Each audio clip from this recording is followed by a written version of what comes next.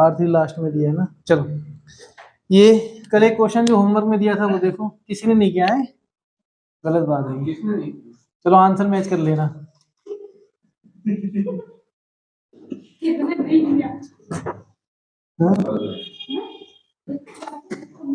यहाँ से ये जाएगा, ये n-1 जंक्शन होगा, और ये है फिर लास्ट में nth है, ये R3 है लास्ट में बोला, ये R2, ये R1, ये R1, ये R2, ये R2, ये R1, यहाँ दिया है V0, ये V1, ये V2 एंड सो ऑन, ये Vn-1 और ये Vn। ये सही है बच्चों, बात नहीं, ये सारे अर्थ मतलब जीरो पोटेंशियल पर है ना। आपसे बोला गया है क्या कि पहला क्वेश्चन है रेशियो बताना है R1/R2 का, ठीक है, R1/R2 का रेशियो बताना है। चलो भाई बहुत अच्छी बात, कैसे बताएंगे देखिए, अगर आप ध्यान से देखें ये V0 है, यहाँ से करंट सप्लाई आई, मान लीजिए आई, तो ये जाएगी आपकी I1 और ये I2। तो एट दिस जंक्शन, अगर हम फर्स्ट जंक्शन की बात करें, KCL लगाएंगे, क्या लगाएंगे KCL, तो I इक्वल टू क्या होगा I1 प्लस I2 होगा क्या नहीं, ठीक। और आपको जो गिवन है वो क्या गिवन है, वो गिवन ये है कि जो V1 है वो कितना है V0/K, ठीक है। इसी तरीके से V2 कितना है V1/K, और V1 की वैल्यू पुट करेंगे तो कितना आएगा V0/K², यही आ जाएगा, ठीक है, ये आपको गिवन है। अब I बराबर ये हो गया, I क्या होता है पोटेंशियल डिफरेंस अपॉन रेजिस्टेंस, तो यहां लिखेंगे हम V0 माइनस का V1/R1 इक्वल I1 की वैल्यू क्या होगी V1 माइनस 0/R2, ये 0 है, प्लस I2 कितना होगा V2 माइनस V1, हाँ I2 हो जाएगा V2 माइनस V1/R1, ठीक है। अब V0 की टर्म्स में सारे पोटेंशियल रख दो, V0 तो हमारा है ये, माइनस V1, V1 की वैल्यू कितनी V0/K, चलिए ये R1 आ गया, ये कितना होगा आपका V0/K R2, ठीक है, प्लस V2 कितना है आपका ये रहा, तो V0/K² माइनस V0/K, V1 की वैल्यू ये अपॉन R1, ठीक है। सॉल्व कर लेते हैं, V0/K कॉमन लेके कैंसिल कर दें, क्यों भाई, हाँ V0/K अगर हम कॉमन लेंगे तो ये आएगा आपका, यहाँ आ जाएगा K माइनस 1/R1, यही तो आएगा। इस साइड क्या आएगा देखिए V0/K, जब हमने कॉमन लिया तो बचा 1/R2 प्लस, यहाँ V0/K कॉमन गया तो 1/K माइनस 1/R1, यही तो बचा, ठीक, ये इससे पूरी टर्म कैंसिल, ये हो जाएगा K माइनस 1/R1, ठीक है। यहाँ पर क्या है 1/R2 प्लस, एलसीएम लेंगे तो कितना होगा 1 माइनस K/K R1, यही तो होगा। इसको इस साइड ले आओ, R1 वाली टर्म्स एक साइड हो जाएंगी, R1 R2 में रेशियो तो चाहिए, निकाल लेंगे हम, है ना। देखिए क्या आएगा, तो अगर हम इसको इस साइड ढा के लाते हैं तो ये हो जाएगा आपका K माइनस 1/R1, इस साइड लाए तो माइनस का होगा तो ऊपर भी कर देना माइनस, ये हो जाएगा plus K minus 1/K R1, सही है, इक्वल 1/R2, ठीक है ना। इस साइड आएगा तो ये माइनस का होगा, अगर नहीं समझ पा रहे हैं तो ऐसे ही रहने दें 1 माइनस K, अब तो ठीक है। अब यहां से आप क्या करोगे R1/R1 कॉमन लिया, K माइनस 1 भी कॉमन ले लो, ठीक है, K माइनस 1 कॉमन लेंगे तो कितना आएगा, ये हो जाएगा एलसीएम लिया कितना आया K, यह हो जाएगा K, और ये हो जाएगा माइनस का कॉमन ले चुके तो प्लस का 1 इक्वल, नहीं गड़बड़ हो जाएगा K माइनस 1, ओहो एक साथ एलसीएम मत लो नहीं तो फिर थोड़ी सी मिस्टेक हो जाएगी। K माइनस 1 कॉमन लिया R1, तो ये बचा 1/, जब 1 ही बचेगा सिर्फ, ये बचेगा माइनस K माइनस 1 लेंगे तो माइनस माइनस प्लस 1/K, ठीक है क्या, हाँ क्या हुआ, ये हो जाएगा आपका R1, ठीक है, K माइनस 1 अपॉन R1, ये हो जाएगा आपका k plus 1 upon k equal to 1 upon R2। R1 को उस साइड ले जाओ तो ये हो जाएगा k square minus 1 upon k square minus 1 upon k, ये हो जाएगा R1 अपॉन R2। ये आपका रेशियो निकल कर आ गया। ठीक है,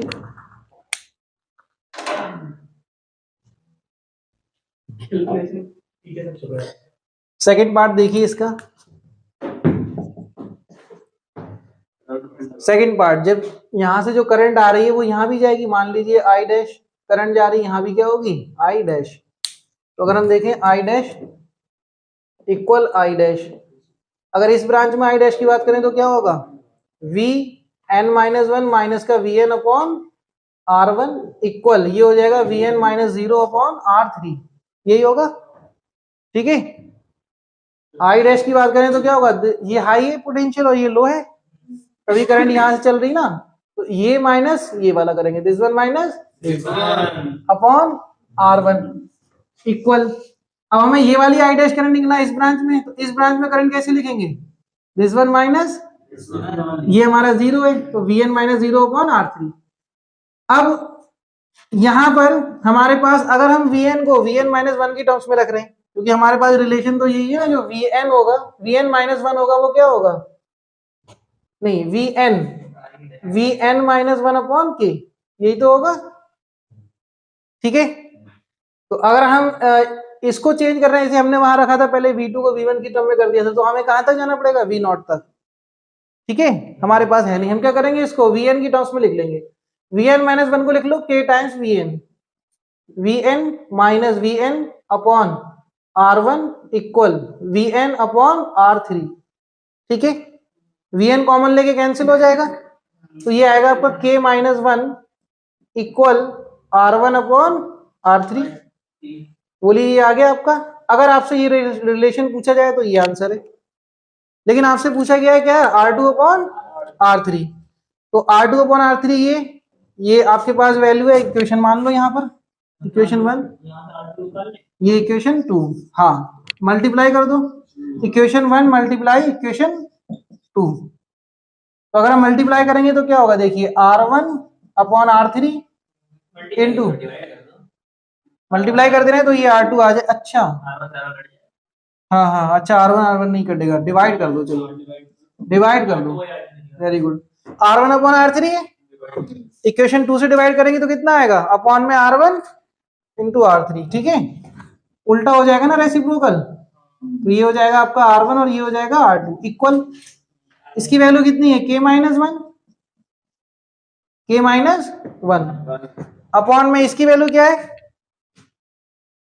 ये रही रेशियो, अपॉन में आएगा तो कितना आएगा k square minus 1 upon k, ये जाएगा ऊपर। ठीक है, सॉल्व कर लेते हैं, देखिए क्या होगा।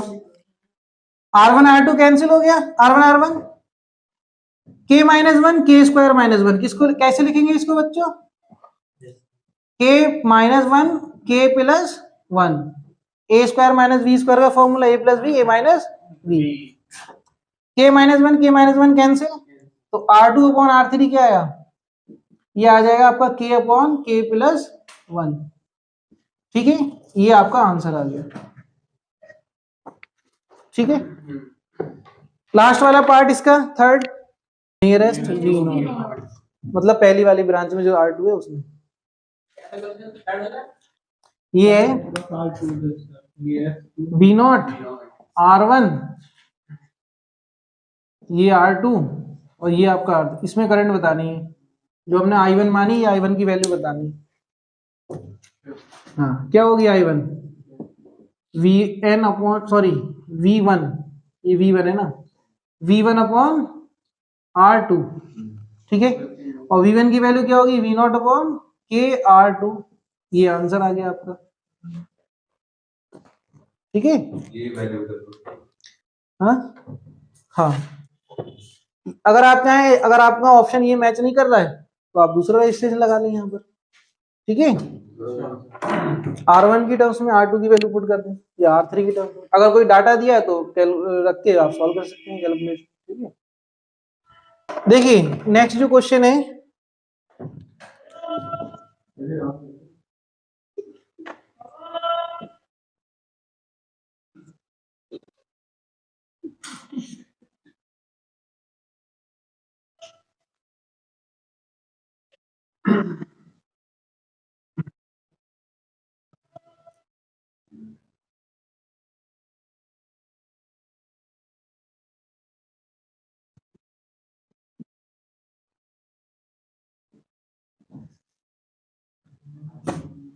फाइंड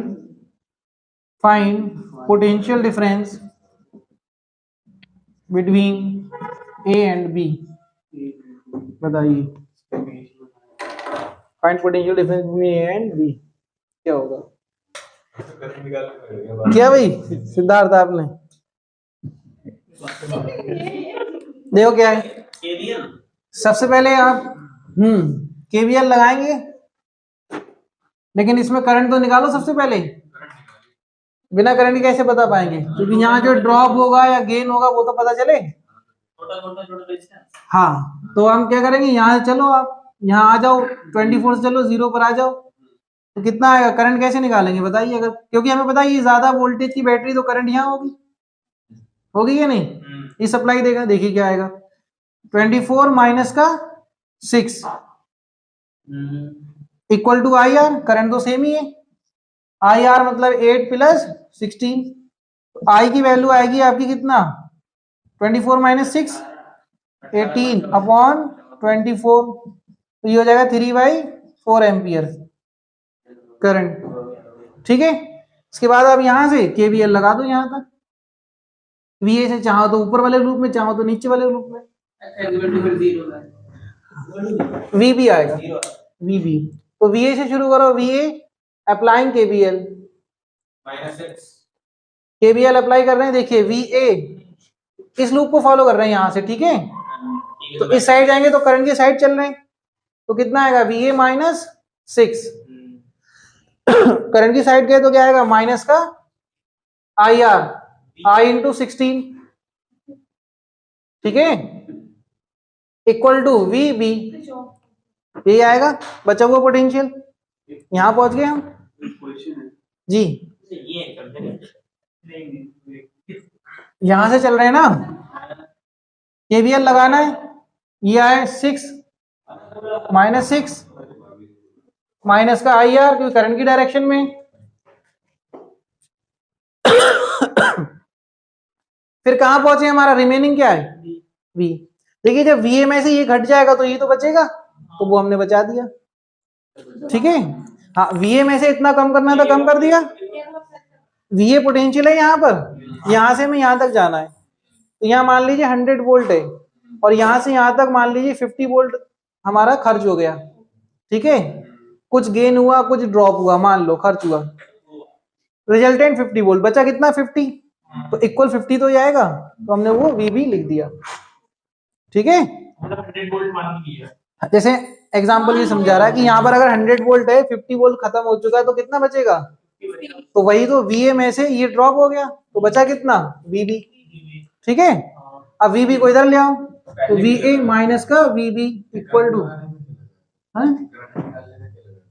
करंट लगाने पे केवीएल, ये भी केवीएल है, तो ये कितना आएगा आपका? इसमें जो है इस साइड को आप लाओगे तो ये माइनस होगा, तो करंट की डायरेक्शन में चल रहे हैं, इक्वल 0 आएगा, तो हमने इक्वल कर दिया। समेशन ऑफ ई केवीएल क्या होता है? Summation of E equal to summation of I R, यही तो होता है। चलो, तो वीए माइनस वीबी इक्वल कितना हो जाएगा? 6 प्लस आई की वैल्यू 3/4 इंटू 60, इसको कट कर लेंगे, कितना आएगा? देखिए 6 प्लस 12 18 वोल्ट, बस ये आ गया आपका, ठीक है। पूरा ग्रुप ही है 24 से पूरा 0। हाँ, आप ऊपर से लगाएंगे तब भी यही आएगा, करके देख लें आप, कर ले नोट। एक क्वेश्चन देखिए, क्वेश्चन ये दिया है आपके पास कि यहाँ एक रेजिस्टेंस है, ये एक जंक्शन है, ये रेजिस्टेंस है, ये रेजिस्टेंस, ये रेजिस्टेंस, ठीक है। यहां मान लेते हैं चलिए 15 वोल्ट, और ये 12 ओम रेजिस्टेंस, जंक्शन, फिर ये 4 ओम रेजिस्टेंस 2 वोल्ट, और यहां पर हम मान लेते हैं 6 ओम 3 वोल्ट, यहाँ 8 ओम रेजिस्टेंस और ये 4 वोल्ट। ठीक है, सही है। कह रहा है फाइंड करंट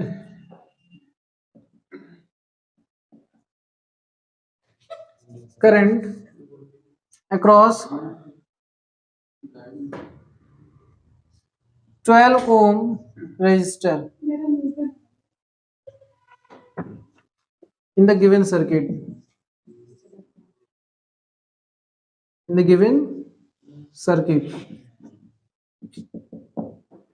बताइए।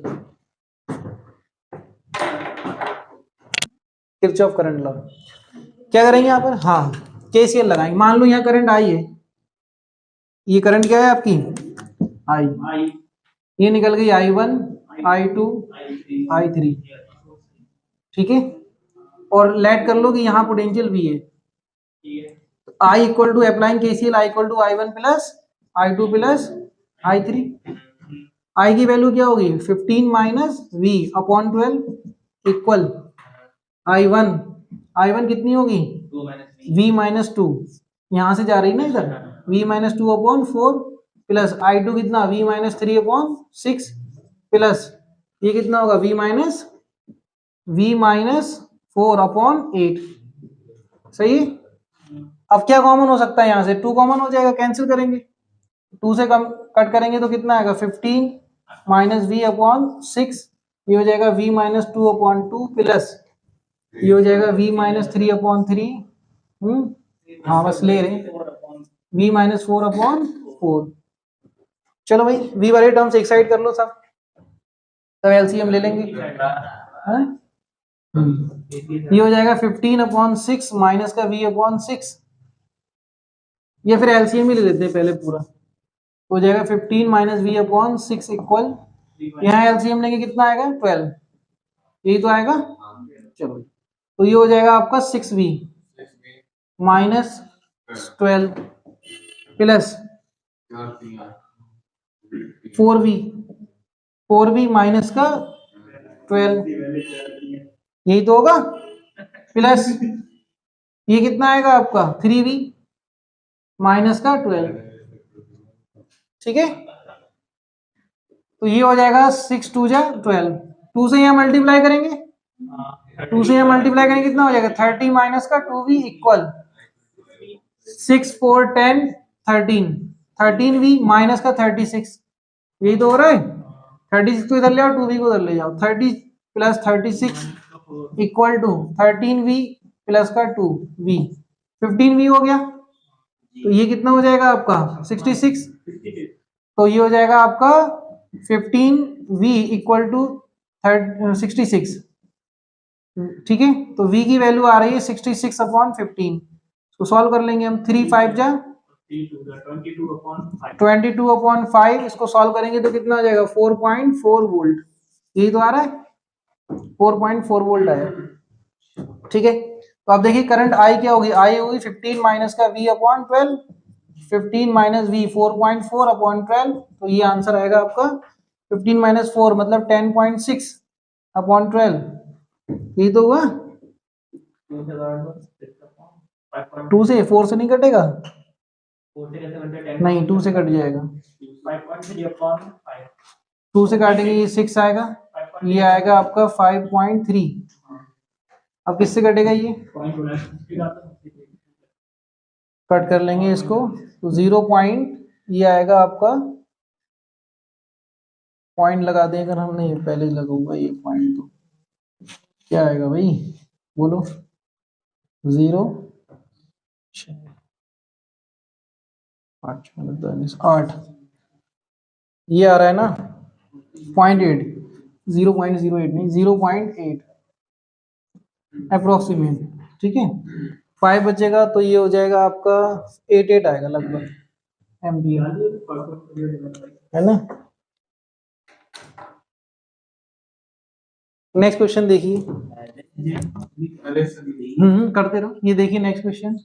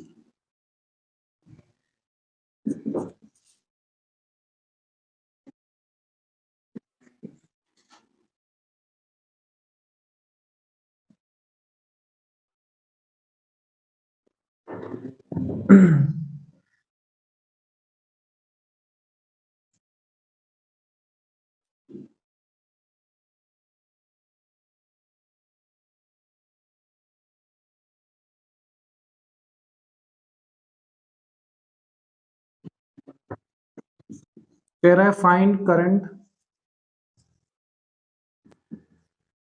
Across 1 ohm resistor. 1 ohm resistor के अक्रॉस क्या करंट होगी ये बताना इन द गिवन सर्किट। ठीक है, देखो इधर देखो ध्यान से भाई, यहां से बैटरी ने सप्लाई दी और ये सप्लाई कहाँ आएगी, यहाँ पर। यहाँ बैटरी ने सप्लाई दी, ये कहाँ जाएगी, यहाँ पर। ठीक है, तो यहाँ करंट क्या आ गई आपकी, 0। आंसर। करंट क्या होती है, number of charge flowing per second, यही तो है। तो ये बैटरी 10 वोल्ट की जो भी करंट सप्लाई देगी यहाँ से जाएगी और फिर वापस सेंड पर आएगी। क्लोज लूप बना है ना, करंट किसमें होती है, क्लोज लूप में। ये भी हमारा क्लोज लूप है, तो यहाँ से जो करंट बनेगी वो यहाँ जाएगी। और ये हमारा कैसा है, ओपन, ये क्लोज नहीं है। ठीक है, तो इसलिए में करंट क्या होगी, 0। ठीक, ये आया था आईआईटी एग्जाम में बहुत पहले। तभी आपको याद आ रहा है।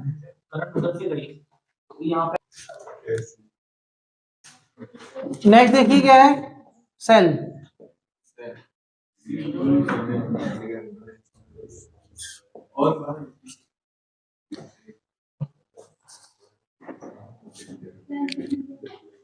सेल क्या है बच्चों, सेल वो जो किसी इलेक्ट्रिक सर्किट में पावर सप्लाई देता है। ठीक है, करंट की सप्लाई देता है। ठीक, बाकी आपने केमिस्ट्री में ही पढ़ा होगा सेल के बारे में, केमिस्ट्री में है, इलेक्ट्रोकेमिकल। हाँ ठीक है, तो होता क्या है, सेल हमारा जैसे कि एक सोल्यूशन होता है और इस सोल्यूशन में हमने एक इलेक्ट्रोड और एक मतलब इलेक्ट्रोड, एक कैथोड और एक एनोड हमने लगाए हुए होते हैं। ठीक है, ठीक है, और ये हमारा केमिकल सोल्यूशन है। ये हमारा एक कैथोड हो गया और एक एनोड हो गया। ठीक है, अब यहाँ पर आपने क्या करना है, सर्किट को क्लोज करना है तो करंट की सप्लाई हो जाएगी। अगर आप सर्किट ओपन रखेंगे तो करंट सप्लाई नहीं होगी। यहाँ से आप कोई भी डिवाइस, बल्ब वगैरह यूज कर सकते हैं इस तरीके से। ठीक है, तो सेल हमारा होता क्या है, सेल होता है जो केमिकल एनर्जी को इलेक्ट्रिकल एनर्जी में कन्वर्ट कर दे, या इलेक्ट्रिकल एनर्जी को केमिकल एनर्जी की फॉर्म में स्टोर करे और फिर जरूरत पड़ने पर वो सप्लाई दे इलेक्ट्रिकल एनर्जी की फॉर्म में। ठीक है, ये हमारा सेल। तो इससे हमें ये पता चला कि सेल हमारे 2 टाइप्स के हैं, एक वो जो डायरेक्ट केमिकल एनर्जी को कन्वर्ट करे इलेक्ट्रिकल में, ठीक है, और एक वो जो पहले इलेक्ट्रिकल एनर्जी को स्टोर करे केमिकल एनर्जी की फॉर्म में और फिर जरूरत पड़ने पर दे इलेक्ट्रिकल एनर्जी की फॉर्म में। ठीक है, तो ऐसे सेल जो डायरेक्ट केमिकल एनर्जी को इलेक्ट्रिकल एनर्जी में कन्वर्ट करें सिर्फ, तो वो कहलाते हैं आपके प्राइमरी सेल। प्राइमरी सेल मतलब ये इरिवर्सिबल साइकिल होती है इसमें कि आप इसको चार्ज नहीं कर सकते। ठीक है, हाँ ठीक है, ये चार्ज नहीं हो सकते।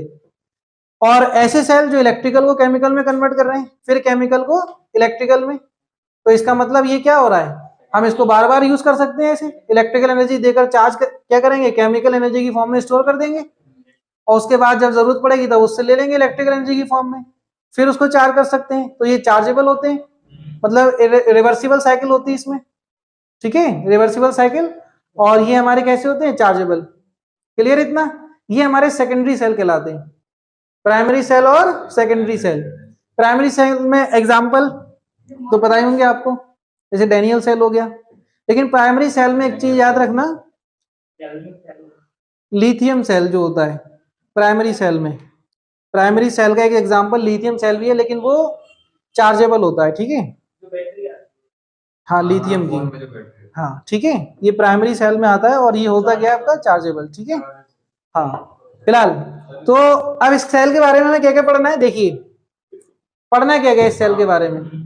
सेल का ईएमएफ, ईएमएफ होता है इलेक्ट्रोमोटिव फोर्स, मतलब हम बोलते हैं 12 वोल्ट की बैटरी है, 6 वोल्ट की बैटरी है, ठीक है। तो ये होता क्या है, उसका टर्मिनल पोटेंशियल डिफरेंस होता है, ईएमएफ होता है,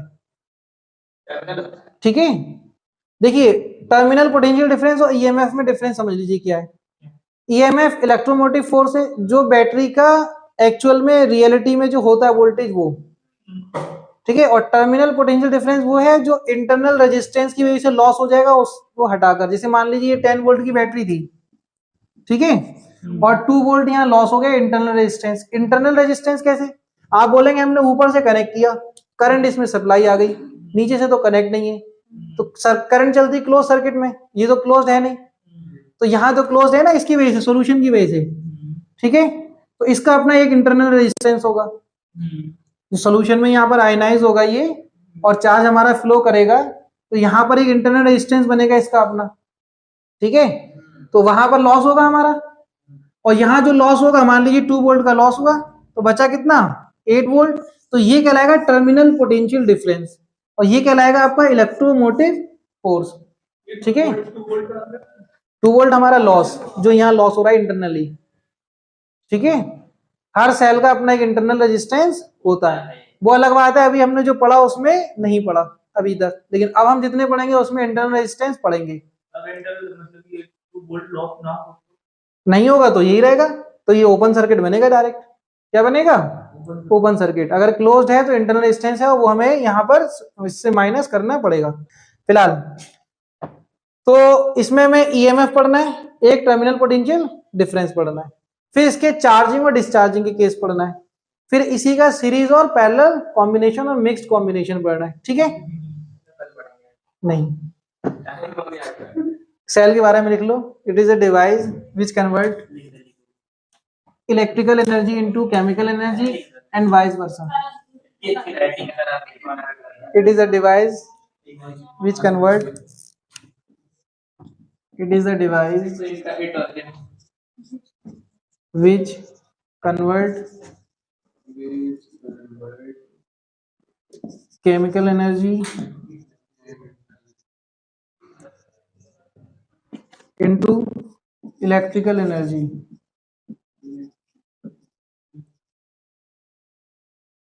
and vice versa,